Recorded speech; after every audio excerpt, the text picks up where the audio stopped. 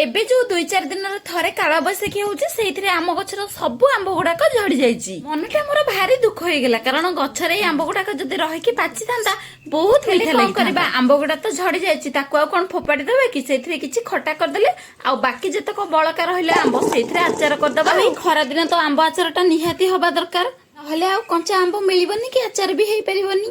ଆଜି ଆମେ ଏଇ କଞ୍ଚା ଆମ୍ବରୁ ଗୋଟେ ବଢିଆ ଆଚାରଟେ କରିବା। ଆଉ ଏଇ ଆଚାରକୁ ଟିକେ ମଝିରେ ମଝିରେ ଖରା ଦେଇକି ରଖିଲେ ଏଇଟା ବର୍ଷେ କଣ 2 ବର୍ଷ କଣ 3 ବର୍ଷ ଯାକେ ବି ଖରାପ ହବନି। ଆଜି ଆମେ ବନେଇବା ମିଠା ଆମ୍ବ ଆଚାର। ଆଚାର ପାଇଁ ପ୍ରଥମେ କଣ କରିବା, ଆମ୍ବଟାକୁ ଭଲ ଭାବେ ଧୋଇକି ତାକୁ ଟିକେ ପୋଛିଦବା। ତାପରେ ଆମ୍ବକୁ ସବୁ ଛୋଟ ଛୋଟ ସାଇଜ କରିକି କାଟି ନବା। ଆମ୍ବକୁ କାଟି ସାରିକି ଗୋଟେ ବଡ ଜାଗାରେ ରଖିବା, ଆଉ ସେଥିରେ ଲୁଣ ଆଉ ହଳଦୀକୁ ପକେଇକି ତାକୁ ବଢିଆ ଭାବେ ଗୋଳେଇ ଦେଇକି ଗୋଟେ ଦିନ ପାଇଁ ଘୋଡେଇକି ରଖିଦବା। ଆଉ ତା ପରଦିନ ଖରାରେ ଆମ୍ବ ଗୁଡିକୁ ଶୁଖେଇଦବା। ଆଉ ଆମ୍ବରୁ ଯୋଉ ପାଣିଟା ବାହାରିଥିବ ସେଇଟାକୁ ଜମା ବି ଫୋପାଡିବା ନା, ସେଇଟାକୁ ରଖିବା ଆଗକୁ ୟୁଜ କରିବା। ଆମ୍ବଟା ଖରାରେ 2-3 ଘଣ୍ଟା ଶୁଖି ସାରିଲା ପରେ ତାକୁ ତୋଳିକି ନେଇ ଆସିବା। ଏବେ ଆମେ ଆଚାର ପାଇଁ ଗୋଟେ ମସଲା ତିଆରି କରିବା। ପ୍ରଥମେ ପ୍ୟାନରେ ମେଥି, ପାନମଧୁରୀ, କଳା ଜିରା, ଜିରା ଆଉ ସୋରିଷକୁ ଦେଇକି ତାକୁ ଅଳ୍ପ ଟାଇମ ଟିକେ ଭାଜି ନବା। ଆଉ ଏଇ ମସଲାଟାକୁ ଭାଜିଲା ବେଳେ ଗ୍ୟାସ ଫ୍ଲେମ୍ ପୁରା ଲୋ ରଖିବା, ନହେଲେ ମସଲା ଗୁଡାକ ଜଳିଯିବ। ମସଲାଟା ଟିକେ ସମୟ ଭାଜି ହେଇଗଲା ପରେ ତାକୁ ଏବେ ଆଣିକି ଥଣ୍ଡା କରିଦବା।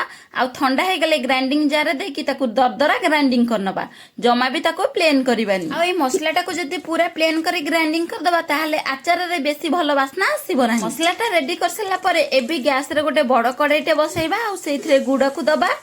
ଏବେ ଗୁଡକୁ ଧୀରେ ଧୀରେ ଗୋଳେଇକି ତାକୁ ମେଲ୍ଟ କରିଦବା। ଆଉ ଗୁଡଟା ଫୁଟିଗଲା ପରେ ସେଇଥିରେ ଆମେ ଯୋଉ ଶୁଖେଇକି ଆମ୍ବଟା ରଖିଥିଲେ ସେଇ ସବୁ ଆମ୍ବକୁ ପକେଇବା।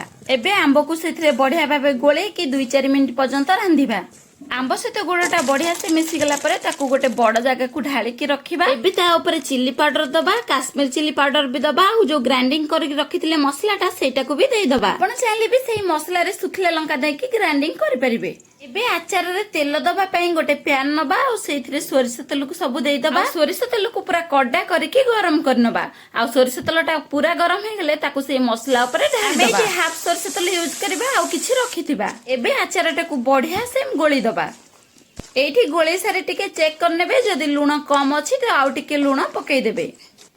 ମୋ ଆଚାର ଟିକେ ଲୁଣ କମ ଥିଲା, ମୁଁ ସେଇଥିପାଇଁ ଆଉ ଥରେ ଲୁଣ ଟିକେ ୟୁଜ କରିଛି। ଏବେ ଲୁଣଟାକୁ ଦେଇକି ତାକୁ ବଢିଆ ଭାବେ ଗୋଳେଇ ଦବା। ଆଉ ଯୋଉ ଆମେ ପାଣିଟା ରଖିଥିଲେ ଆମ୍ବରୁ ବାହାରିଥିଲା ସେଇ ପାଣିଟାକୁ ଏବେ ଦେଇକି ତାକୁ ବଢିଆ ଭାବେ ସବୁ ଗୋଳେଇ ଦବା। ଏବେ ପୁରା ରେଡି ହେଇଗଲା ଆମ ମିଠା ଆମ୍ବ ଆଚାର।